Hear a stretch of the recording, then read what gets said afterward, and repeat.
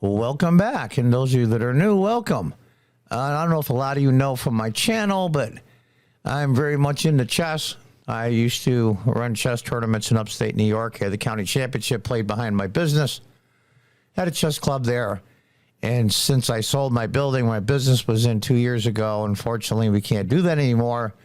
But I'm still really into the game. This is game 2 of the FIDE World Championship 2023 between, as white, Ding Liren from China, and as black, Jan and Nepomniachtchi. They call him Nepo. Let's get into it. Ding is white. Nepo is black. This is game 2. The first game was a draw. So let's go into it.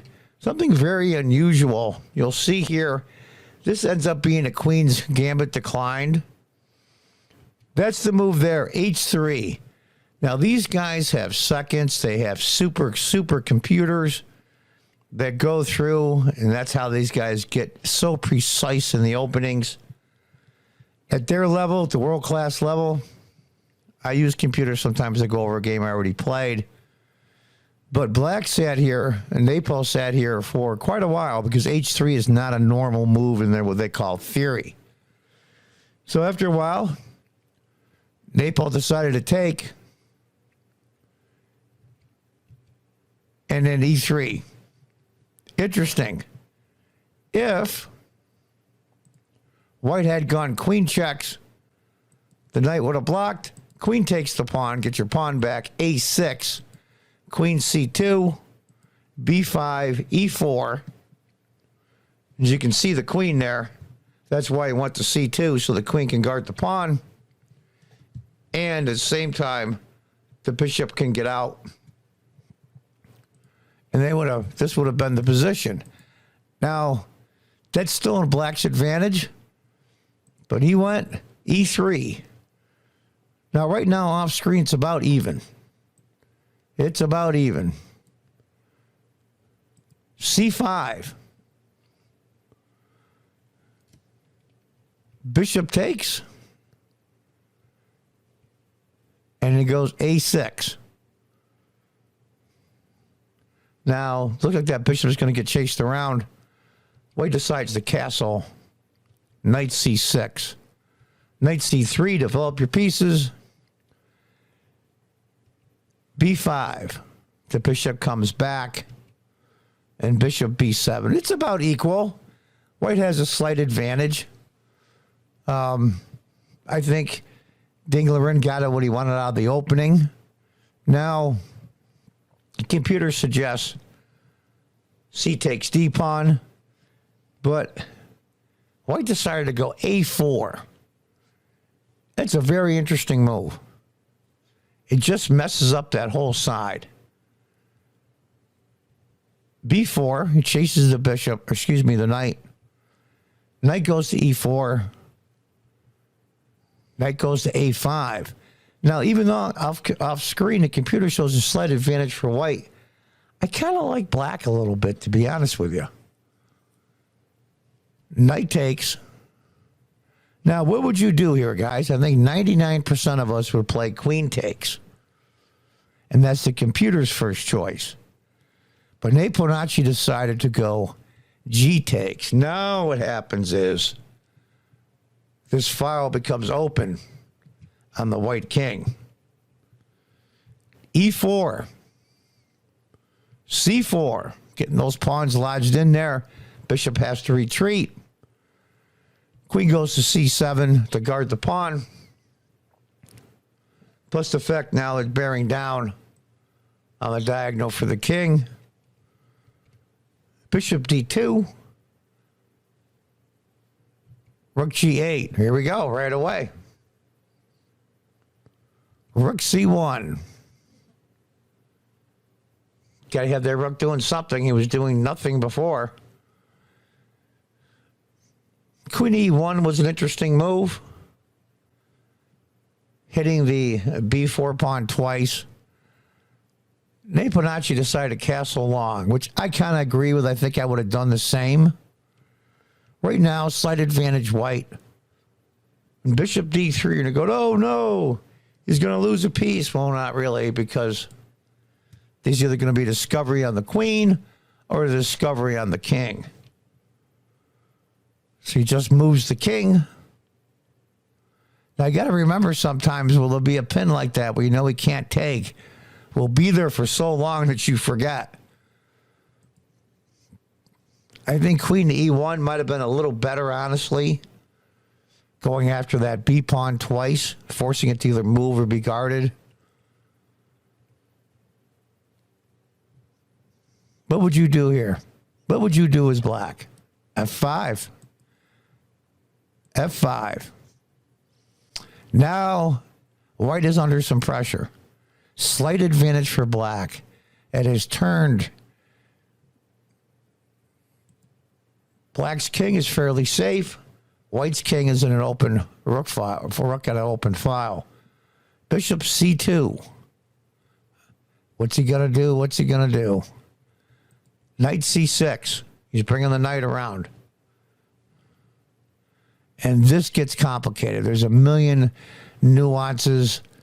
But the long and the short of it was bishop hits the rook.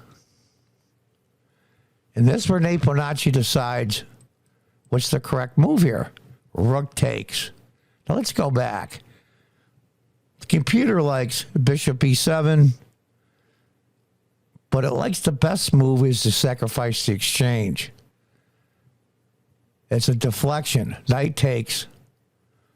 Now knight takes. Because the knight isn't here anymore to guard this pawn. This is starting to heat up. Queen comes up. Gotta have to do it something. f6. Hitting the knight. Forcing the knight to retreat. Right now, it's an almost 2-point advantage for black. Black continues. Knight takes. Rook takes. Bishop takes. So right now, black has a bishop and 2 pawns for a rook. This is starting to look a little bit tough for white. Remember, this is the World Championship now. Now, Nate Bonacci is black. He played in it last cycle and lost to Magnus Carlsen. Magnus Carlsen then decided not to go in this cycle and for the challenger for the championship. So Ding Liren got put in. He's never been in a World Championship before. He brings his rook. He wants to start trading pieces at this point. What do you do? What do you do? What's the great move here? What's a great move here? Do you really want to trade? Usually when your opponent sacrifices the exchange, you have an extra rook. And you want to exchange your rook for his because it's the only one he has. So what does black do instead? I like this a lot. Bishop d6. Now, bishop it takes f3 wins. Because of the check here. Let's see, bishop would take knight. Queen would take, bishop checks, and you lose the rook. So now he's got to do something. What do you do? What do you do?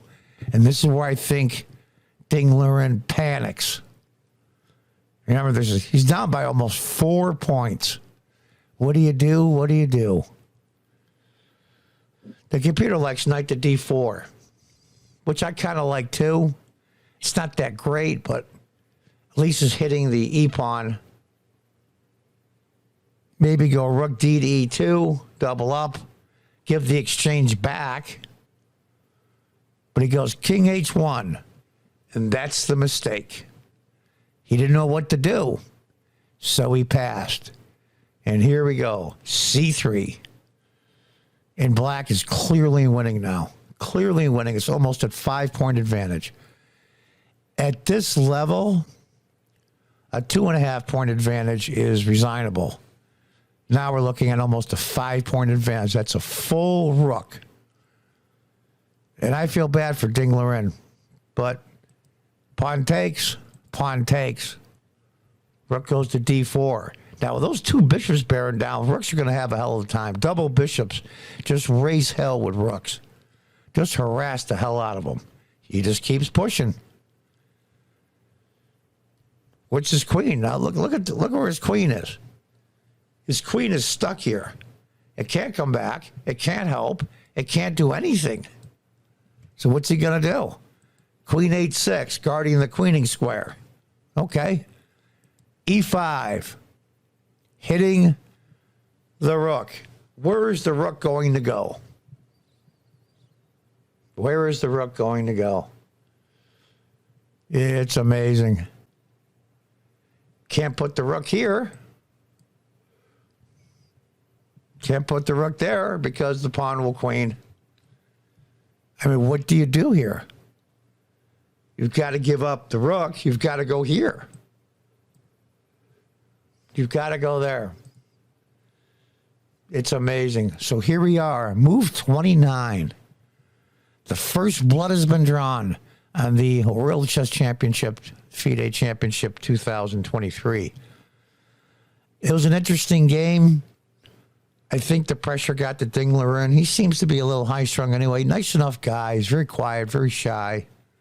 And not because of his English isn't as good as some. He's just his nature.